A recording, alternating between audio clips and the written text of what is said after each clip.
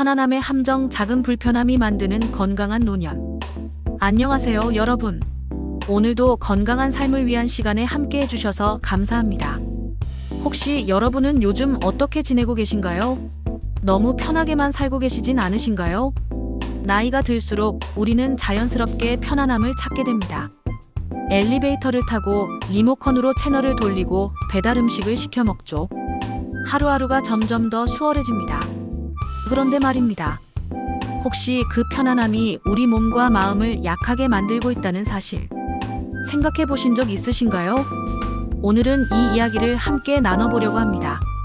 여러분, 우리 몸은 자동차와 정반대의 성질을 가지고 있습니다. 자동차는 많이 타면 탈수록 부품이 닳고 고장이 나죠. 하지만 사람은 어떨까요?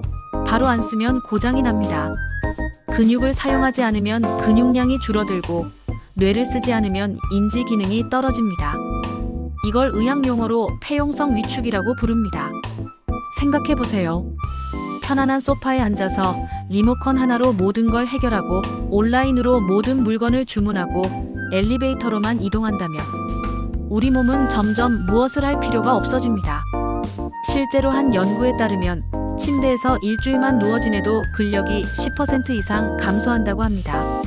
하물며 수개월, 수년을 극도로 편안하게만 지낸다면 어떻게 될까요?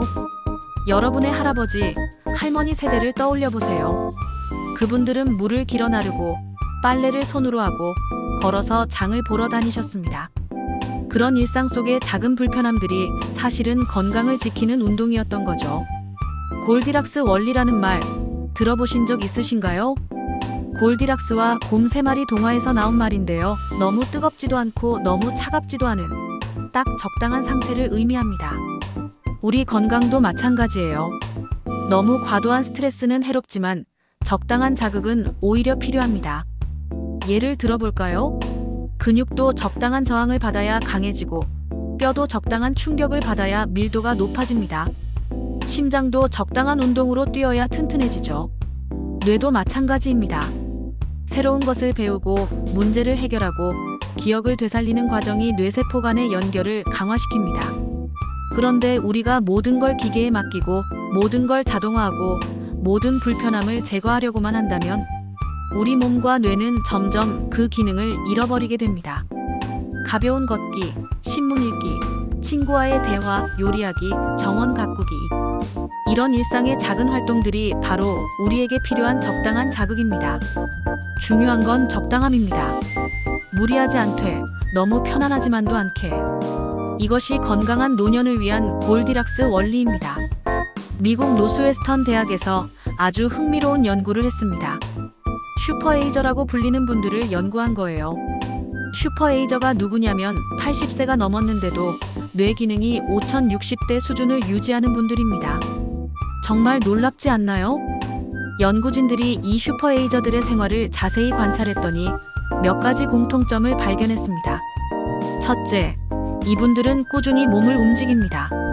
헬스장에서 무거운 기구를 드는 게 아니라 산책하고 계단을 오르고 집안일을 하는 식으로요. 둘째, 지적 활동을 멈추지 않습니다. 신문을 읽고 책을 보고 퍼즐을 맞추고 새로운 기술을 배워보려고 노력하죠.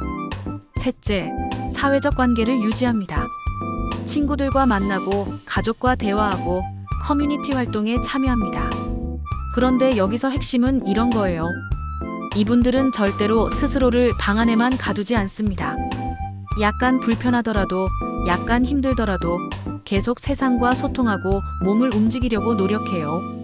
한 슈퍼에이저 할머니는 이렇게 말씀하셨답니다. 매일 조금씩 새로운 도전을 해요. 오늘은 새로운 요리법을 시도해보고 내일은 손자에게 스마트폰 사용법을 배워보고 이런 작은 것들이 저를 젊게 만들어주는 것 같아요. 바로 이겁니다. 작은 도전, 작은 불편함이 뇌와 몸을 젊게 유지하는 비결인 거죠. 그럼 우리는 어떻게 시작해야 할까요? 사실 특별한 비법은 없습니다. 아주 작은 것부터 시작하면 됩니다. 가장 쉬운 예가 바로 계단 오르기예요. 오늘부터 엘리베이터 대신 계단을 이용해보세요. 처음에는 한 층만이라도 좋습니다. 숨이 차고 다리가 아플 수 있어요. 하지만 그게 바로 우리 몸이 이제 일해야 하는구나 하고 깨어나는 신호입니다. 첫째 날은 힘들지만 일주일 후에는 조금 나아지고 한 달 후에는 훨씬 수월해집니다. 습관 연구에 따르면 새로운 습관이 자연스러워지는 데는 평균 66일이 걸린다고 해요. 오늘이 그 첫날이라면 66일 후에는 계단 오르기가 불편함이 아니라 건강의 상징이 될 거예요. 다른 예를 들어볼까요? 마트에 갈 때 가장 먼 주차 공간에 주차하기. TV 채널을 바꿀 때 리모컨 대신 직접 가서 누르기.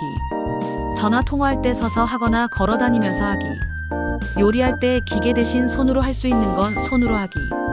매일 10분씩이라도 책이나 신문 읽기. 이런 작은 변화들이 모여서 큰 차이를 만듭니다.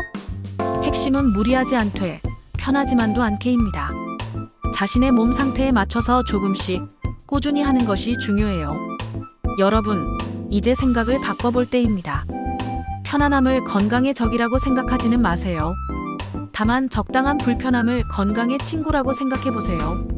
매일 작은 도전을 하나씩 만들어 보세요.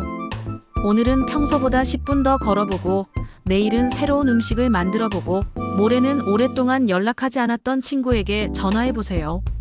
이런 작은 불편함들이 우리의 몸과 마음을 깨워줍니다.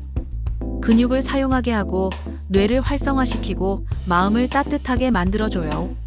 60대든 70대든 80대든 상관없습니다. 시작하기에 늦은 나이는 없어요. 오늘부터 조금씩 불편해져 보세요. 그 불편함이 바로 젊음의 열쇠가 될 거예요. 나이는 그저 숫자일 뿐입니다. 진짜 나이는 우리가 얼마나 활발하게 살고 있느냐로 결정되는 거예요. 오늘 이 영상을 보고 계신 여러분께 작은 숙제를 드리고 싶습니다. 내일 하루 딱 하나의 작은 불편함을 선택해서 실천해 보세요. 계단 한층 오르기, 10분 더 걸어보기, 새로운 책 한 페이지 읽기. 뭐든 좋습니다. 그리고 일주일 후, 한 달 후 여러분의 몸과 마음이 어떻게 달라졌는지 느껴보세요. 분명 놀라운 변화를 경험하실 거예요.